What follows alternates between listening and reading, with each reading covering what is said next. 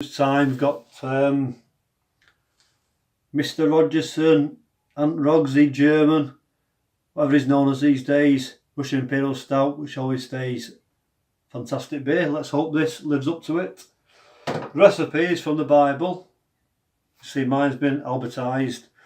It's 11 months old, I say, and I haven't wanted to wait till a year, but I've got lots to do in the future. So,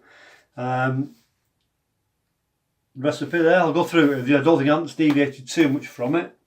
So yeah, I've got a few beer books, as you know, and if you haven't got this book, Mark Jackson's Beer Companion, you need to get it. Fantastic guy. This was printed in 1994, this version. It's actually the year I married. So Imperial Stout, a little bit about it, the recipe, and we'll crack on. So we've got forecast snow in the next few weeks, but I don't think it'll come, to be honest, but you never know, do you? Sometimes you get it right, don't you, weatherman? Okay, a couple of lines here, go to recipe and crack open. Right, there are few bigger beers in flavour than the very strong roasty once exported by British, especially to the Baltic, now often made locally. The export porters and stouts were brewed strong to travel, but their potency also suited Baltic weather and Slavic tastes. So they've got some cold weather over there all year. Oh, I'd say all year round. They've probably got four decent months of summer, which we don't have, do we? Oh, in the English-speaking world, they are described as Imperial Stouts, allusion being the popularity of the Tsarist Empire, where produced locally, the term porter is widely used. There's loads of information on there. I don't want to bore you too much, but basically they were highly hopped and I'll say heavily hopped and high alcohol to protect them from the journey across the frozen seas, to stop them freezing. That's my take on it anyway. So yeah, if you haven't got the book by Greg Hughes, that's another thing you need to get. Okay, I'm not going to go through the exact grain bill and yeast, I'll just go what's in this. So you've got pale malt, crystal malt, roasted barley, chocolate malt, Carafa Special 3 malts. That's a malt that in my local homebrew shop is difficult to get hold of, so I'm not sure where I want to use that. So you've got Challenger hops, 61 grams, and Goldings 61 grams as well. Okay, and it's reckons that a Y yeast 728 London Ale yeast, and I think I used, when I did mine, I'm not saying it's as good as this, an SO5 yeast, probably 2 packs top of my head. So yeah, I've got here, it's a Belgian triple glass for a good reason. These Russian Imperial Stouts, they can be lively. I'm not sure how this one is. So let's give it a pop and a pour, shall we? So here's, I think this is from the keg. Oh, flip it out, smell it straight away. So I'll give it a pour, and I'll try and pour it semi-aggressively because we've got plenty of headspace in there. So there we go, dark as you like. Finger headspace. Oh, smells just like I remember Russian Imperial Stout. And in the book, is it 8%, something like that? Let's have a look. 8.2, not sure what this is, I'm just guessing it's very similar. To the light, dark as you like, can't see through there at all. Light caramel fluffy head, mainly small bubbles. Let's give it a swirl. Look at that, lacings there, flipping out. Real craft beer territory. The look's good, the smell's good, but as in all these things, if it's not tasting right, then it counts for nothing, does it? So cheers, and we'll dive in. Just hear the pop of the carbonation.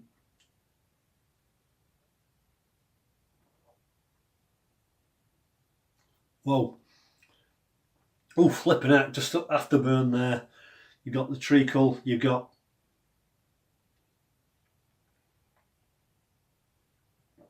coffee, you have lovely, dry, after finish on that. You know it's high alcohol. Some beers can hide the alcohol, this one can't.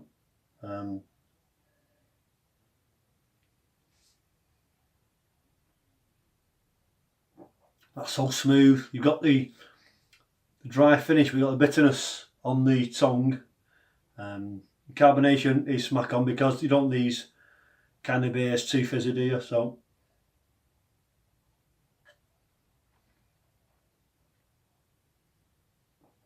flipping out.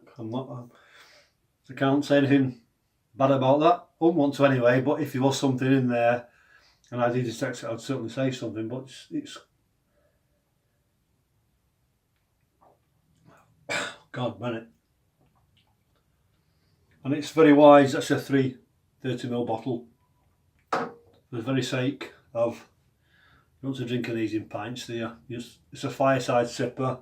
So they've got snow on the way. I don't think it'll arrive, to be honest, but you never know, do you? And let's get a closer look there because trying to do a tip and a pour, swirl. Oh, look at that! Absolutely fantastic. And as he once said, it's not stone cold Steve Austin, it's just a nice room temperature, not boiling. It's probably about 14 degrees, which I think for something like this is absolutely in the money. So another winner. I'd like to know if you do watch this, Mr.